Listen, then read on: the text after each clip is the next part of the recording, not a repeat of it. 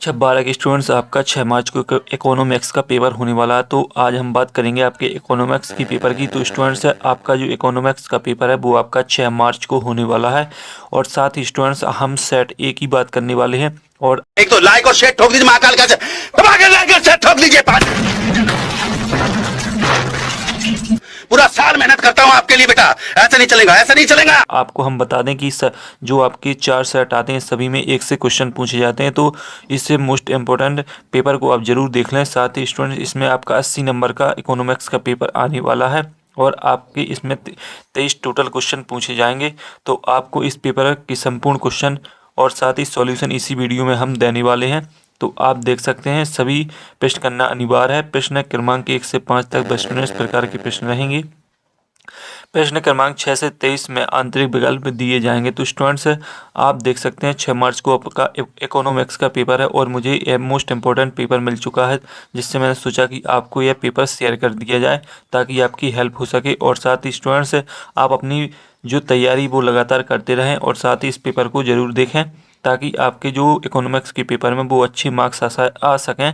और साथ ही इसका सॉल्यूशन मैं आपको देने वाला हूं। तो स्टूडेंट, देरी न करते हुए वीडियो को चलो शुरू करते हैं। तो आप देख लें पहला क्वेश्चन।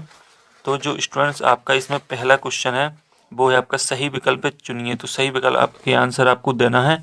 7 नंबर के हैं। पहला है आपका उपभोक्ता व्यवहार का अध्ययन किया जाता है सूक्ष्म अर्थशास्त्र में, समष्टि अर्थशास्त्र में, आय विश्लेषण में, उपभोक्ता में से उपयुक्त में से कोई नहीं। तो इसमें आपका राइट आंसर सूक्ष्म अर्थशास्त्र में हो जाएगा।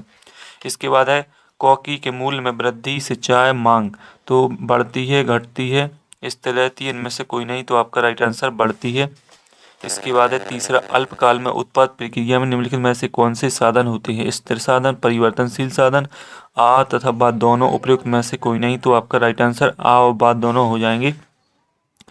कोई फर्म संतुलन में होता है जब MP बोर्ड बोर्ड डैश 25। तो इसमें MR बराबर MC हो जाएगा। इसके बाद है आपका 5वां, सामान्य कीमत स्तर का अध्ययन विषय सामग्री है व्यष्टि अर्थशास्त्र की, दोनों की, समष्टि अर्थशास्त्र की, इनमें से कोई नहीं। तो आपका समष्टि अर्थशास्त्र हो जाएगा। इसके बाद एक देश की भौगोलिक सीमाओं में एक वर्ष में उत्पादित सभी वस्तुओं और सेवाओं के मूल्यों का योग कहलाता है सकल घरेलू उत्पाद, विशुद्ध घरेलू उत्पाद और विशुद्ध विरुद्ध घरेलू उत्पाद और विशुद्ध राष्ट्रीय उत्पाद। तो आपका राइट आंसर हो जाएगा सकल घरेलू उत्पाद। कीन्स का रोजगार सिद्धांत समय से किस पर निर्भर करता है? प्रभावपूर्ण मांग, पूर्ति, उत्पाद, इनमें से कोई नहीं। तो आपका भावपूर्ण मांग राइट आंसर हो जाएगा। तो स्टूडेंट्स, एक बार फिर से जो आपके सही विकल्प हैं वो एक बार फिर से देख लें ताकि आपको कोई दिक्कत न जाए सॉल्यूशन प्राप्त करने में। मैंने आपको सॉल्यूशन भी दे दिया है। अब हम बढ़ते हैं आगे। तो स्टूडेंट्स, जो इंग्लिश मीडियम के वो इंग्लिश वर्जन में भी इस पेपर को कर सकते हैं। इसके बाद आपका दूसरा क्वेश्चन है रिक्त स्थान। रिक्त स्थान आपके 6 नंबर में आने हैं। छोटे छोटे चरों का अध्ययन डॉट डॉट अर्थशास्त्र में किया जाता है। तो स्टूडेंट्स, पहले हम पूरा पेपर देख लेते हैं, फिर इसके बाद इसका सॉल्यूशन वीडियो के एंड में देखेंगे। तो आपका जो इसमें पहला क्वेश्चन है, छोटे छोटे राज्यों का अध्ययन डॉट डॉट अर्थशास्त्र में किया जाता है। इसका सॉल्यूशन मैं आपको वीडियो के एंड में बताने वाला हूँ। इसके बाद है आपका ऊंची तटस्थता वक्र डॉट डॉट स्तर की संतुष्टि दर्शाती है। पूर्ति का नियम डॉट डॉट वस्तुओं पर लागू नहीं होता। डॉट डॉट प्रतियोगिता में प्रत्येक फर्म स्वरूप वस्तु का उत्पादन एवं विक्रय करती है। और फिर है आर्थिक महामंदी डॉट डॉट में उत्पन्न होती है। कीन्स का रोजगार सिद्धांत डॉट डॉट पर निर्भर होता है। इसके बाद है आपकी सही जोड़ी। सही जोड़ी देख लें, स्क्रीनशॉट लगाते जाएं। निम्न की सही जोड़ी बनाइए। अतिरिक्त मांग, अतिरिक्त पूर्ति, आधुनिक अर्थशास्त्र के जनक, महामंदी वर्ष, सफल घरेलू उत्पाद, सफल राष्ट्रीय उत्पाद। तो स्टूडेंट, ये रही आपकी सही जोड़ी जो आपको मिलाना है। तो हम आपकी जो सही जोड़ी है उसका सॉल्यूशन वीडियो के एंड में दे देंगे। देखते जाएं, पहले केवल क्वेश्चन देखते जाएं। इसके बाद आपका 6 नंबर में आएंगे। एक शब्द एक वाक्य, बाजार रेखा का दूसरा नाम क्या है? उत्पादन फलन कितने प्रकार के होते हैं? कौन सी आय आर्थिक विकास की सूचक होती है?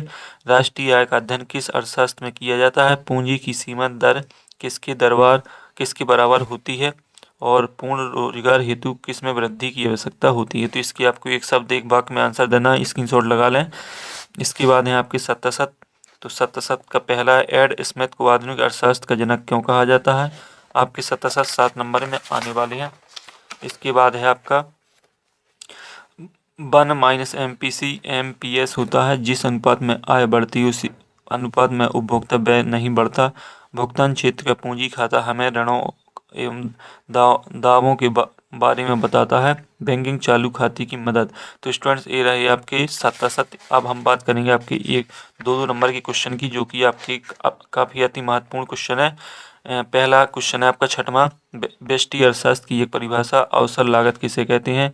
7वां, पैमाने के प्रतिफल किसे कहते हैं अथवा उत्पाद फलन किसे कहते हैं? 8वां, अल्पकाल में एक फर्म का पूर्ति वक्र क्या है? और इसका जो अथवा है वो देखें आप, दीर्घकाल में एक फर्म का पूर्ति वक्र क्या होता है? 9वां है संतुलन मूल्य को समझाइए। नेक्स्ट है कीमत सीमा को समझाइए। 10वां है आपका स्टॉक और प्रभाव में अंतर लिखिए। और राष्ट्रीय आय और प्रति व्यक्ति आय की तुलना कीजिए। 11वां है राष्ट्रीय आय गणना की प्रमुख विधियों के नाम लिखिए। सकल घरेलू उत्पाद से क्या आशा है?